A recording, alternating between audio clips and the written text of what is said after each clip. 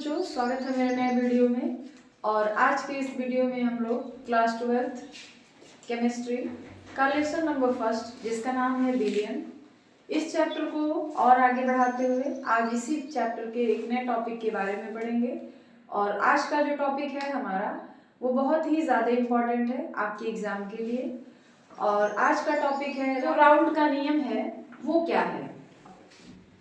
तो देखिए, राउंड जो है एक वैज्ञानिक का नाम है। 1877 में उन्होंने कई बिलियन पर अपना प्रयोग किया और यह देखा कि जब किसी विलायक में, विलायक का मतलब आपको जल ले सकते हो, जब भी किसी विलायक में कोई अवाष्पशील पदार्थ मिलाया जाए या कोई भी विलेय पदार्थ मिलाया जाए तो उसके वाष्प दाब में जो होती है कमी होने लगती है।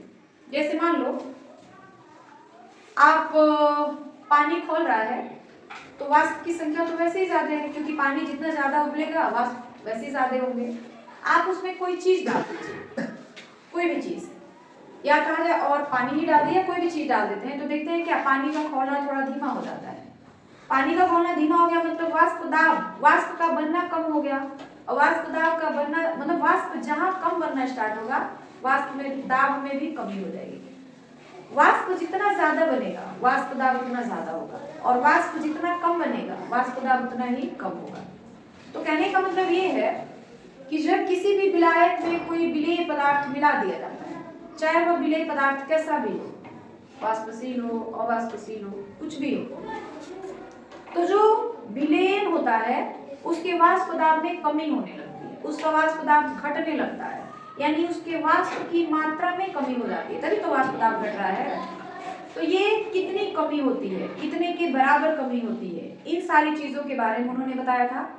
और उन्होंने क्या बताया था वो देखते हैं। राउंड का नियम क्या है? वाष्प दाब में आपेक्षिक अवनमन। आपेक्षिक अवनमन, वाष्प दाब का मतलब वाष्प की मात्रा में कमी हो गई। वाष्प कम बनेगा तो वाष्प दाब वैसे ही कम हो जाएगा, वाष्प ज्यादा बनेंगे तो वाष्प दाब वैसे ही ज्यादा हो जाएगा। ठीक है। अवनमन का मतलब होता है कमी। वाष्प दाब में आपेक्षिक अवनमन विलयन में उपस्थित विलेय के अणुओं की संख्या तथा विलयन में उपस्थित संपूर्ण अणुओं की संख्या के अनुपात के बराबर होता है। मोल प्रभाव आपने पढ़ा है, या आप ये कह सकते हैं कि वाष्प दाब में जो अवनमन होता है वो विलेय के मोल प्रभाव के बराबर होता है, आप ऐसा भी कह सकते हैं। ठीक है, तो चलिए आप लिखते हैं इसको क्या करना है। यदि विलेय के अणुओं की संख्या, अणुओं की संख्या या मोलों की संख्या भी आप कह सकते हैं, अणुओं की संख्या या मोलों की संख्या, इसको हम लोग मोलों की संख्या ही कहते हैं। यदि विलेय के मोलों की संख्या, मोलों की संख्या स्मॉल n, विलायक, विलायक पता है ना आपको, विलायक हमेशा जल को ले जाता है। अगर जल है कोई और चीज है तो जल जो होगा हमेशा वहां पे विलायक माना जाएगा। विलायक के मोलों की संख्या, मोलों की संख्या कैपिटल N है। ठीक है,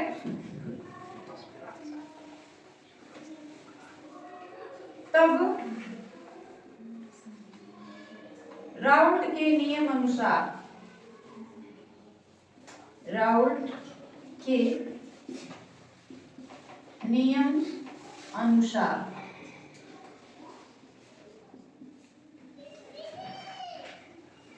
क्या हो जाएगा, P माइनस PS, आप यहाँ पे P नॉट भी लगा देंगे ना तभी सही है। ठीक है, by P naught is equal to N by small n plus capital N, या इसी को आप लिख सकते हैं P naught minus PS by P naught is equal to XB। अब ये XB क्या है? जो भी हमारा विलेय पदार्थ है उसका मोल प्रभाव है। अब आपको बताना पड़ेगा कि पी नॉट क्या है, पी एस क्या है, एक्स बी क्या है। ठीक है, यहाँ पे लिख लीजिए जहां पी नॉट शुद्ध विलायक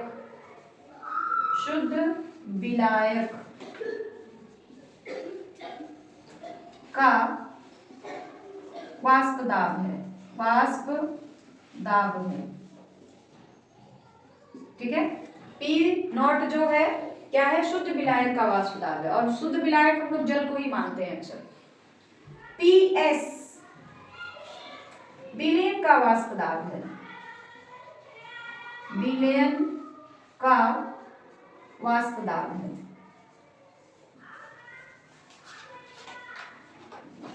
ठीक है, और एक्स बी विलेय, यहां पे आपको दिख रहा है विलेय का मूल प्रभास है।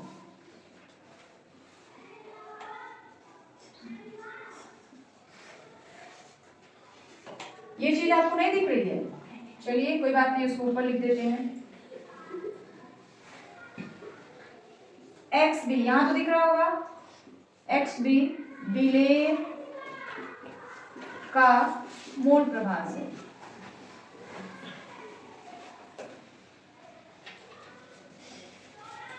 आगे बात समझ में। तो यह जो है राउट का नियम है कि किसी भी विलयन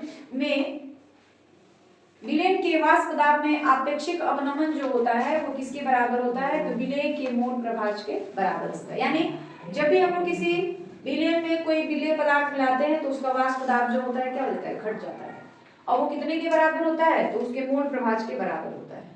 तो ये कॉन्सेप्ट आपको हमेशा याद रखना पड़ेगा, और यही जो है राउट का नियम है। ठीक है, देखिए राउट का जो नियम है वह दो प्रकार के विलयनों के लिए होता है।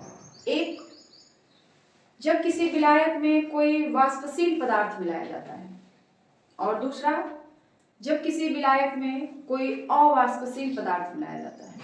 ठीक है, तो हम लोग जो राउट का नियम पढ़ने जा रहे हैं वो किसके लिए है, वाष्पशील विलेय युक्त विलयन के लिए राउट का नियम। यानी कोई विलयन ऐसा है जिसमें कोई विलेय जो मिला हुआ है वो वाष्पशील है।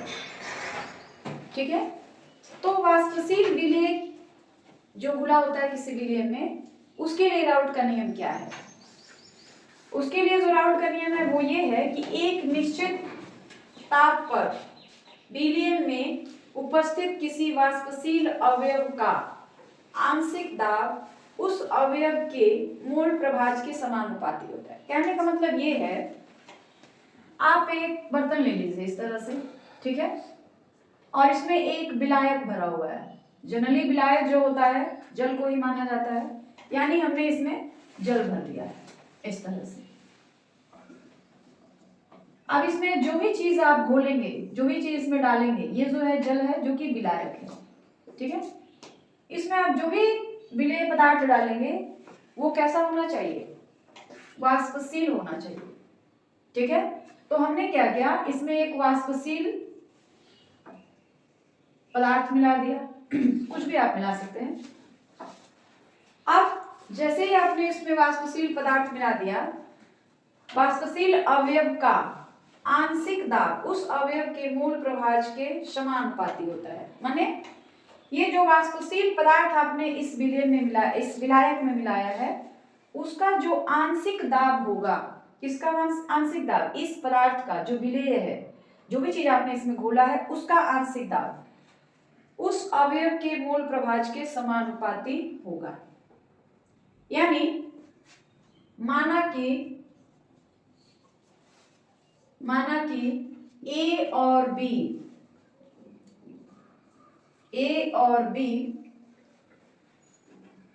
दो वाष्पशील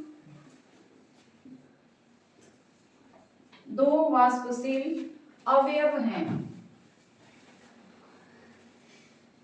ठीक है, जिनका आंशिक वाष्प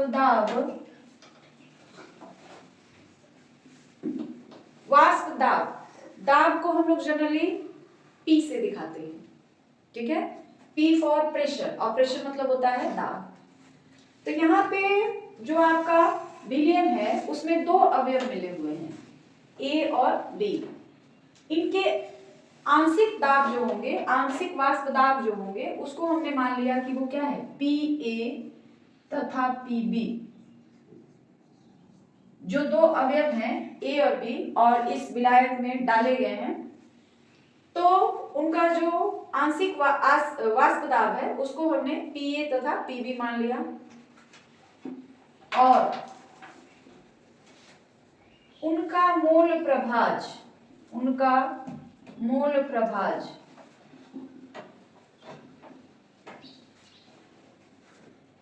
प्रभाज को XA और XB हैं। तब राउल्ट के नियम अनुसार, राउल्ट के नियम से, अब थोड़ा सा यहाँ पे आपको ध्यान देना पड़ेगा।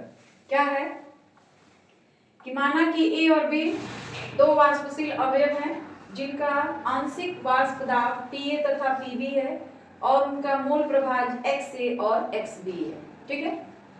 राउल्ट के नियम में क्या कहा गया है कि किसी वाष्पशील अवयव का, वाष्पशील अवयव हमारे पास A और B है, आंशिक वाष्प दाब उस अवयव के मोल प्रभाज के बराबर होता है। यानी इसको आप इस तरह लिख सकते हैं, PA समानुपाती XA। मतलब ये जो अवयव A है उसका आंशिक वाष्प दाब है और अवयव A का यह मोल प्रभाज है। आपको पता होना चाहिए कि जब भी हम लोग यहाँ से समानुपाती का चिन्ह हटाएंगे, हमको एक स्थिरांक जोड़ना पड़ेगा, और वो स्थिरांक हम इस तरह जोड़ रहे हैं, PA बराबर P0A XA। ध्यान दीजिएगा, जैसे आपने पढ़ा होगा कि मान लीजिए x समानुपाती है y के, आप इस तरह लिखते हैं, ठीक है। जैसे ही हम लोग यहाँ से समानुपाती का चिन्ह हटाते हैं, हमको एक कांस्टेंट यानी स्थिरांक हम k मान लिए जोड़ना पड़ता है। तो ये k क्या हो गया, कांस्टेंट हो गया, स्थिरांक हो गया। इसी तरह से यहाँ पे इसको आप P0A बोल पढ़ सकते हैं या P0 भी पढ़ा जाता है, P0A, ठीक है। तो ये क्या हो गया, एक स्थिरांक हो गया। उसी तरीके से दूसरे के लिए लिखेंगे, PB समानुपाती XB है, क्लियर है।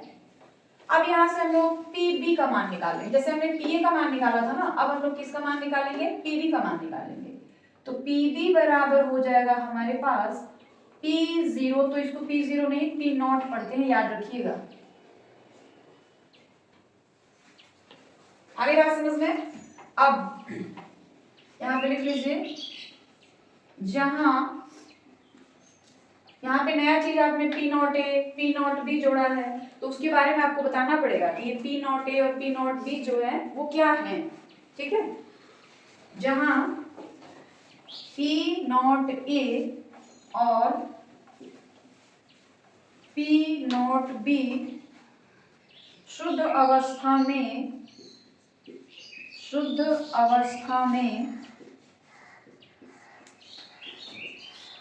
अवयव के वाष्प दाब है, आगे बात समझ में कि जो P0A और P0B है वो शुद्ध अवस्था में अवयव के वाष्प दाब है, क्लियर है। उसके बाद देखिएगा, विलयन का कुल वाष्प दाब, विलयन का कुल वाष्प दाब क्या होगा, P बराबर PA प्लस PB होगा कि नहीं होगा। विलयन का कुल वाष्प दाब मतलब जो विलयन बना है उसमें दो चीजें मिली हुई हैं, अवयव A और अवयव B। तो विलयन का जब कुल वाष्प दाब निकालेंगे तो A का वाष्प दाब कितना है और B का वाष्प दाब कितना है, दोनों को आपस में हम लोग जोड़ देंगे, ठीक है। तो विलयन का कुल वाष्प दाब P बराबर हो गया PA प्लस PB। अब पीए का मान आपने निकाला है, पीबी का मान आपने निकाला है, ये देखिए वो मान यहाँ पे लाके रख देना है, ठीक है। तो क्या हो जाएगा ये P बराबर पी ए, पी ए का मान क्या रखा जाएगा P naught A X A, P और पीबी का मान P naught B X B रख दिया जाएगा इसी में। तो ये हमारे पास क्या हो जाएगा P बराबर P0 ए एक्स ए प्लस पीबी की जगह ये वाला P0 बी एक्स बी। देख लीजिए आपको नीचे दिखाई पड़ रहा है ना, यहाँ तक दिख रहा है, सब कुछ क्लियर है। चलिए अब हम लोग यहाँ से करते हैं ताकि देखने में दिक्कत ना हो आपको।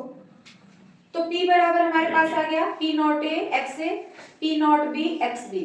अब इन दोनों में से देख लीजिए, इन दोनों में से आपको कुछ भी कॉमन मिल रहा है तो हम लोग क्या करेंगे, एक चीज और आपको ध्यान रखनी पड़ेगी कि जो एक्स ए और एक्स बी इन दोनों का योगफल जो होता है वो एक के बराबर होता है, यानी जो मूल प्रभाज होते हैं उनका सम जो होता है एक के बराबर होता है। तो हम लोग क्या करेंगे, P बराबर P0 1 minus X B plus P0 b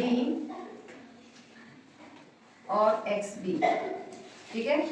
तो इसको थोड़ा सा और सिंप्लीफाई कर दिया जाए तो P बराबर क्या हो जाएगा, P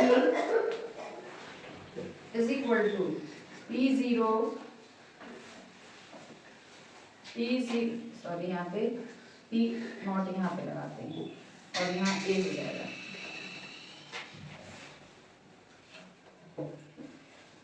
minus P naught A X B plus P0 b X B, ठीक है। अब देखिए क्या हो जा रहा है, ये यहाँ पे देखिए इसमें कुछ कॉमन मिल रहा है, यहाँ पे ए है, नीचे थोड़ा सा ए, इन दोनों में क्या कॉमन मिल रहा है एक्स बी, तो आप चाहे तो एक्स बी इसमें से कॉमन ले सकते हैं। तो हमारे पास क्या बच जाएगा P0 a plus X B P0 b minus P0 a, यह जो होगा हमारा यही जो है राउट का नियम है। यहाँ पे अगर आपको देखने में दिक्कत हो रही हो तो हम लोग थोड़ा सा ऊपर लिख दे, क्या यहाँ तक दिख रही है तो ऊपर लिखना पड़ेगा आपको। चलिए अब ऊपर लिखते हैं क्योंकि यहाँ नीचे देखने में आपको परेशानी हो सकती है।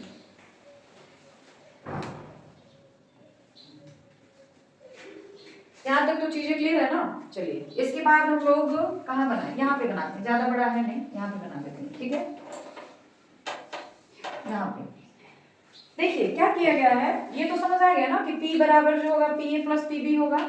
P क्या है, जो विलयन है हमारा उसका कुल वास्तवाद है और ये इन दोनों के योगफल के बराबर होगा। तो वो हमने लिखा, PA की जगह पे ये मान रखा गया और PB की जगह पर ये मान रखा गया, रख दिया गया। उसके बाद देखिए क्या हो गया, P बराबर P नॉट A। देखिए एक चीज और आपको ध्यान देना पड़ेगा, जो एक्स ए प्लस एक्स बी होता है ये 1 के बराबर होता है हमेशा। दोनों का जो मूल प्रभाज का योगफल होगा वो हमेशा 1 के बराबर होगा। तो यहाँ से आप एक्स ए का मान निकाल सकते हैं। एक्स ए बराबर क्या हो जाएगा, एक्स ए बराबर 1 माइनस एक्स बी होगा कि नहीं होगा, क्योंकि किसी में विलेय का और विलायक का दोनों का जब हम लोग मूल प्रभाज का सम निकालते हैं तो वो एक ही बराबर होता है। तो हमने एक लिखा, एक्स ए का मान निकाला 1 माइनस एक्स बी। अब हम लोग क्या करेंगे, यहाँ जो एक्स ए है उसकी जगह पे ये वाला मान रखा जाएगा पूरा, ठीक है।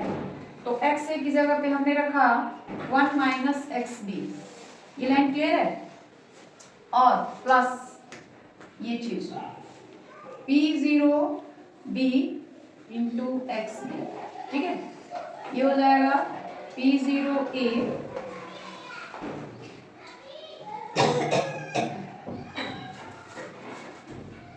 Minus P0 a X B plus P0 b X B. ये लाइन समझ आई है। कुछ किया नहीं गया है, बस यहाँ जो पी नॉट ए है ना या पी जीरो ए, उसको हम लोग 1 में और एक्स बी में दोनों में गुणा कर दिए, ठीक है। उसके बाद क्या किया जाएगा, पी जीरो ए इन दोनों में, देखिए इन दोनों में कुछ कॉमन दिख रहा है आपको, दोनों में कोई ऐसी चीज है जो मिल रही है दोनों में, वो है हमारे पास एक्स बी। तो हम लोग एक्स बी जो है उसको कॉमन ले लेंगे, ठीक है। हमने एक्स बी कॉमन ले लिया, तो यहां से क्या बच जाएगा, P not be minus P not a, यही है किसी वाष्पशील विलेय युक्त विलेन के लिए राउट का नियम, ठीक है। अभी इसके बाद अवाष्पशील विलेय के लिए राउट का नियम पढ़ना है, और यहाँ पर यह जो है वाष्पशील विलेय, मतलब कोई विलायक है और उसमें कोई वाष्पशील पदार्थ मिला हुआ है, वाष्पशील विलेय पदार्थ मिला हुआ है, तो उसके लिए राउट का नियम क्या होगा, तो उसके लिए राउट का नियम यही है, ये आपको याद रखना पड़ेगा, मेन फॉर्मूला हमारा यही है, ठीक है। इसको आप जल्दी से स्क्रीनशॉट ले लीजिए या चाहे तो इसको नोट कर लीजिए, फिर आगे बढ़ा जाए। तो ये सारी बातें आपको क्लियर हो गई हैं, आगे बढ़ा जाए। अब हम लोग ये जानेंगे कि किस तरह राउट के नियम का प्रयोग करके हम लोग किसी अवाष्पशील विलेय पदार्थ का आणविक द्रव्यमान ज्ञात कर सकते हैं। यानी आप ये कहें कि विलेय पदार्थ के आणविक द्रव्यमान और वाष्प दाब में आपेक्षिक अवनमन में क्या संबंध होता है, इसको निकालना है। तो इसके लिए हम लोग क्या करेंगे, देख लीजिए, राउट के नियम के अनुसार ये होता है, आप इसको चाहे तो इस तरह भी लिख सकते हैं, यहाँ पे लिख दीजिए, या P minus P S by P is equal to n by small n plus capital n, ये लिख सकते हो। मतलब चाहे आप ये लिखिए चाहे आप ये लिखिए, दोनों सेम चीज है, ठीक है। अब देखिए, माना कि W ग्राम विलेय की मात्रा कैपिटल W ग्राम विलायक में घुला हुआ है और M विलेय का तथा कैपिटल M विलायक का मोलर द्रव्यमान है। देखिए, मान लीजिए ये बर्तन है, इसमें हमने एक विलायक रखा है, विलायक का मतलब जल हम लोग ले लेते हैं, तो ये विलायक हो गया, ठीक है। विलायक की मात्रा को हमने कैपिटल M कहा है, और जो चीज इसमें हम लोग डालेंगे घोलने के लिए और वाष्पशील पदार्थ, उसको हम लोग कहेंगे विलेय, ठीक है। और विलेय की मात्रा को हम लोगों ने कहा है स्मॉल w। विलेय का जो आणविक द्रव्यमान है, मोलर द्रव्यमान है, उसको हम लोग कहेंगे स्मॉल m। विलायक का जो आणविक द्रव्यमान है, मोलर द्रव्यमान है, ये कैपिटल W रहेगा, उसको हम लोग कहेंगे कैपिटल M। वही बात इस लाइन में लिखी गई है। माना कि स्मॉल W ग्राम विलेय की मात्रा कैपिटल W ग्राम विलायक में घुला हुआ है और M विलेय का तथा कैपिटल M विलायक का मोलर द्रव्यमान है, तो ऐसी स्थिति में राउट के नियम से हम लोग क्या लिख सकते हैं, P minus P S by P, ये भी आप लिख सकते हैं N by small n plus capital N, ठीक है। P minus P S by P is equal to small n विलेय के मोलों की संख्या, तो विलेय की मोलों की संख्या हो जाएगी इस तरह से, और फिर विलेय के मोलों की संख्या,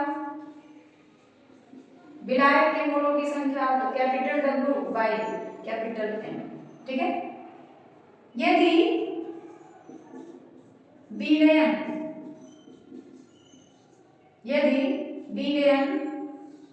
तनु विलयन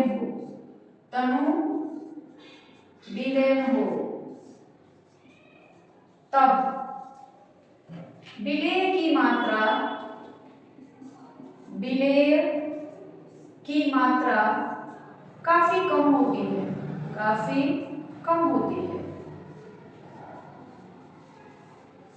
ऐसी स्थिति में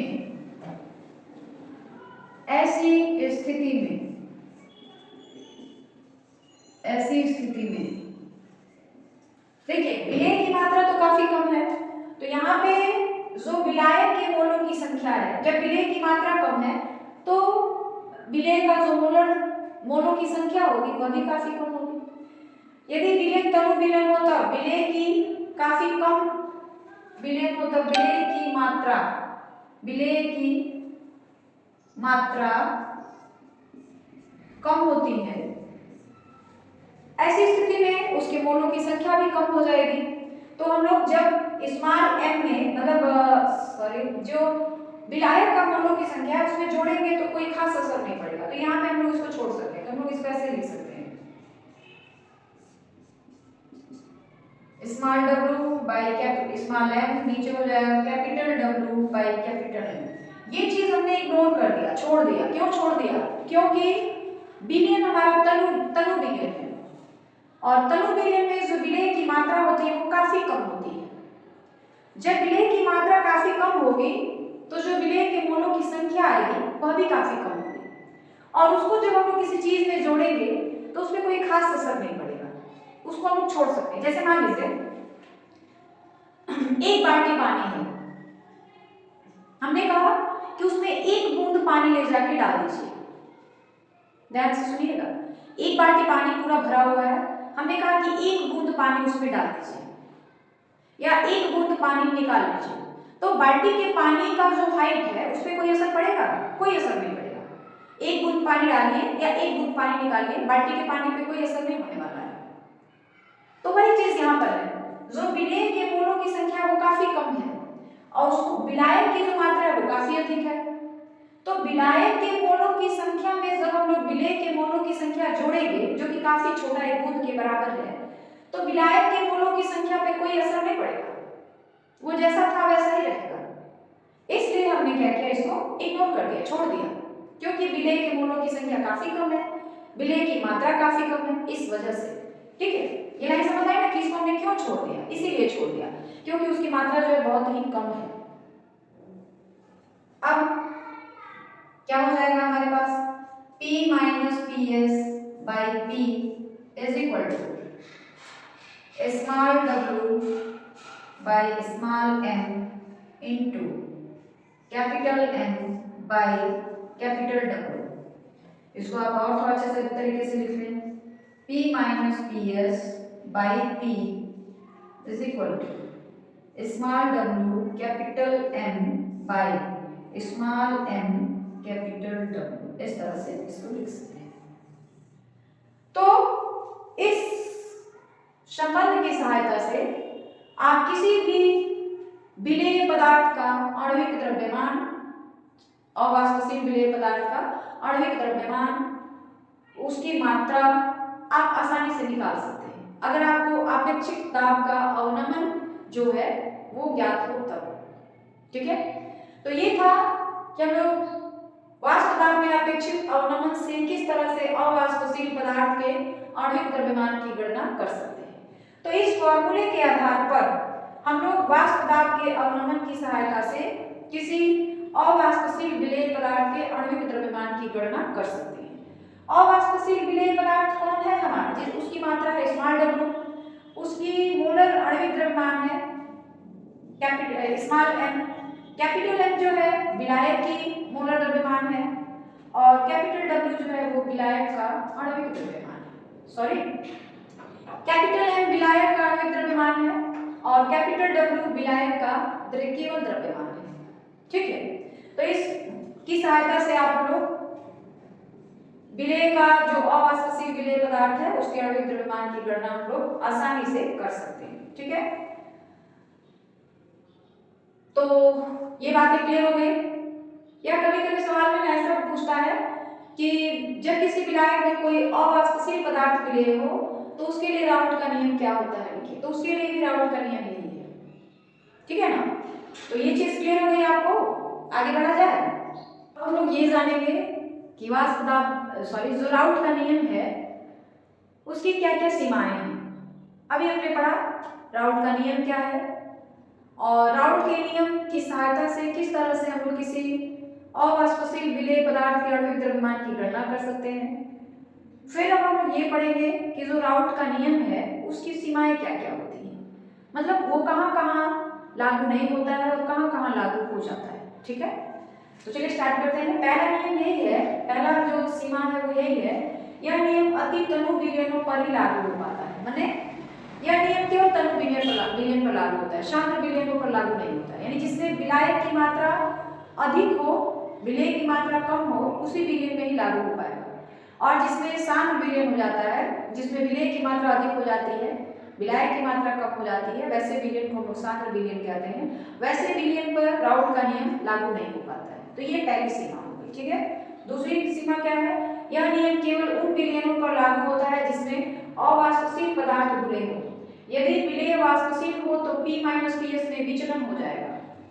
मतलब P और P - S के बीच हम लोग ये ग्राफ खींचते हैं तो बिल्कुल सीधी रेखा प्राप्त होती है। अगर जो विलेय पदार्थ है वो कोई वाष्पशील पदार्थ है तो P - PS के बीच जब हम लोग मतलब P और PS के बीच जब ग्राफ खींचेंगे तो लाइन थोड़ी सी टेढ़ी हो जाएगी, विचलन हो जाएगा उसमें, ठीक है। तो यह नियम केवल उन्हीं विलयन पर लागू होता है जिसमें कोई अवाष्पशील पदार्थ घुला होता है, ठीक है। तीसरा नियम क्या है इसका, तीसरी सीमा क्या है? इसको वैद्युत अपघट्यों के विलयनों पर लागू नहीं किया जा सकता है। देखिए वैद्युत अपघट्य पदार्थ क्या है? वैद्युत अपघट्य पदार्थ वो पदार्थ होते हैं जिसके जलीय विलयन में विद्युत धारा प्रवाहित करने पर उसके आयन्स जो होते हैं अलग अलग हो जाते हैं। जैसे मान लो NaCl का विलयन है, ठीक है, ये विलयन के फॉर्म में है, इसमें हमने इलेक्ट्रिसिटी पास करवा दिया, बिजली विद्युत धारा का प्रवाह करवा दिया। तो ये जो NaCl है इसके दोनों जो आयन्स हैं प्लस और माइनस वो अलग अलग हो जाएंगे।